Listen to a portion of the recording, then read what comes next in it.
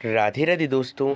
आज हम इस वीडियो में बात करेंगे जब राधा रानी ने श्री कृष्ण के स्वागत के लिए अपना नाम उच्चारण करवाया स्वयं अपनी उपस्थिति में। आइए इस वीडियो को शुरू करने से पहले आप लोग से रिक्वेस्ट रहिए, आप लोग इस चैनल को जरूर सब्सक्राइब करें। तो शुरू करते हैं। राधा कृष्ण की लीलाएं तो अनंत है, लेकिन लीलाओं में भी लीलाएं करना राधा कृष्ण का स्वाभाविक रूप है। श्री कृष्ण की और राधा की सखियां जब एक बार मन बना लेती हैं कि हमें आज जन्माष्टमी के अवसर पर श्री कृष्ण का स्वागत करना चाहिए, वह समय उस समय का था जब राधा कृष्ण बहुत ही ज़्यादा अनंत लीलाएं किया करते थे। शायद ही कोई बिरला होगा जो उनकी लीला के मर्म को जान सके। तो शुरू करते हैं। एक बार राधा रानी और उनकी सखियों ने सोचा कि कृष्ण का जन्म दिवस आ रहा है, उन्हें के स्वागत के लिए हमें कुछ न कुछ भेंट देनी चाहिए। तब राधा रानी ने कहा कि मैं उसके लिए स्वयं ही स्वागत करूंगी, मैं उनके लिए स्वयं ही स्वागत करूंगी और आप सखियां केवल श्याम सुंदर को बुला लाना, मैं स्वागत कर दूंगी। तब श्री कृष्ण के स्वागत के लिए राधा रानी प्रतिदिन निधिवन में कुछ ना कुछ किया करती थी और सारी गोपियों और श्री कृष्ण से कह देती थी कि आज से आप निधिवन में प्रवेश नहीं करेंगे, क्योंकि निधिवन में जब प्रवेश करेंगे जब मैं आपको आज्ञा दूंगी। तब श्री कृष्ण भी मान जाते हैं और उनकी सारी गोपियां भी मान जाती हैं। तब श्री कृष्ण और उनकी सारी गोपियां मानने के पश्चात राधा रानी निधिवन में कुछ ऐसा करती हैं जिसे सुनकर आप लोग चौंक जाएंगे। जब राधा रानी श्री कृष्ण के लिए भव्यता के संग निधिवन को सजा देती हैं और सजा देने के पश्चात श्री कृष्ण को स्वयं निमंत्रण देती हैं और कहती हैं कि श्री कृष्ण, कल जब तुम्हारा जन्म उत्सव मनाया जाएगा तुम्हें उससे पूर्व मेरे पास आना पड़ेगा। तब सारी सखियां श्री कृष्ण को प्रातः होते ही राधा रानी के पास ले आती हैं। राधा रानी भी पीछे पीछे चली जाती हैं और सारी की सारी गोपियां भी राधा रानी के पीछे चली जा रही होती हैं। निधिवन में जैसे ही वे प्रवेश करती हैं तब उन्हें कुछ भी ऐसा नहीं दिखता है जिसके कारण श्री कृष्ण प्रसन्न हो सके। लेकिन राधा रानी चले जा रही हैं, चले जा रही हैं, आगे बढ़ते चली जा रही हैं। श्री कृष्ण भी राधा रानी के पीछे चले जा रहे हैं, लेकिन कृष्ण के भी मन में आश्चर्य हो रहा है कि राधा ने इतनी भव्यता के संग मुझे निधिवन से दूर रखा, लेकिन आज भी मैं निधिवन में आया हूँ वैसा का वैसा ही है और उसने कुछ ऐसा कोई भी कार्य नहीं है जो मेरे लिए प्रसन्नता का कार्य बन सके।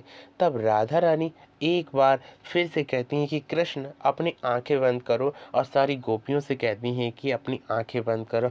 तब राधा रानी कुछ ऐसा करती हैं जिसे सुनकर आप सभी चौंक जाएंगे। राधा रानी सारे पक्षियों को इशारा करती हैं, सारे पक्षी चहचहाते हुए बोलते हैं राधा राधा राधा राधा राधा। जैसे ही राधा राधा बोलते हैं सारी सखियां आश्चर्य में पड़ जाती हैं और कहती हैं कि राधा कैसी है, अपने ही सामने अपना ही नाम लिलवा रही है, इसका क्या कारण हो सकता है। तब श्री कृष्ण बहुत ही ज़्यादा प्रसन्न हो जाते हैं। शायद ही श्री कृष्ण इससे पूर्व कभी प्रसन्न हुए हों। राधा का नाम जब सारे पक्षी ले रहे होते हैं कृष्ण बहुत ही ज़्यादा प्रसन्न होते हैं। तब सारी सखियां राधा रानी के पास जाने के लिए, इस प्रश्न को उत्तर पाने के लिए, राधा रानी से मिलने के लिए उतारू हो जाती हैं। तब श्री कृष्ण जब चले जाते हैं नंद भवन में, तब सारी सखियां राधा रानी को घेर कर बैठ जाती हैं और पूछती हैं कि श्री जी, मैं आप इस मर्म को नहीं जान पाए, कृपा करके मुझे इस मर्म को बताइए। जब आप उपस्थित थीं तो सारे पक्षियों को आपने इतने दिनों तक अपना नाम ही क्यों लेवाया। तब श्री कृष्ण के विषय में आपने कभी सोचा है कि अपनी प्रसन्नता स्वयं आप ही कर रही हैं।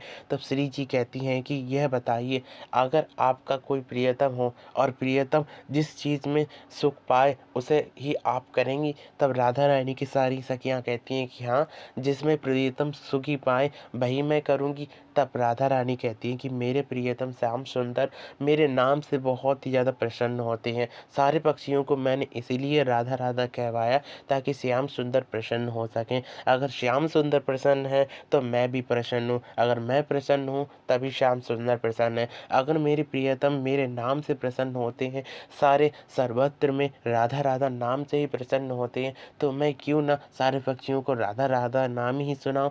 क्योंकि श्री कृष्ण जब प्रसन्न हो जाते आते हैं तब मैं भी प्रसन्न हो जाती हूँ। इसी के संग राधा रानी यह समझाना चाहती हैं कि अगर मेरी शरण में आपको आना है और श्री कृष्ण को प्राप्त करना है तो मेरा नाम ही जपना, क्योंकि श्री कृष्ण जब जब राधा नाम लिया जाता है तब तब श्री कृष्ण दौड़े चले आते हैं। राधा की यह बात सुनकर सारी सखियाँ प्रसन्न हो जाती हैं। बाद में जब भी कृष्ण उनसे मिलते तब राधा राधा का नाम ही उच्चारण करती। और हम ही सभी भक्तों से भी यही अनुरोध करेंगे, श्री कृष्ण को प्राप्त करने का केवल दो ही मंत्र है, दो ही शब्द है, राधा। राधा का नाम सुनने ही श्री कृष्ण दौड़े चले आते हैं। और इसी के संग फिर से मिलेंगे कि नई वीडियो की नई इन्फॉर्मेशन के संग। तब तक के लिए मेरे संग प्यार से बोलते रहिए हमेशा राधे राधे।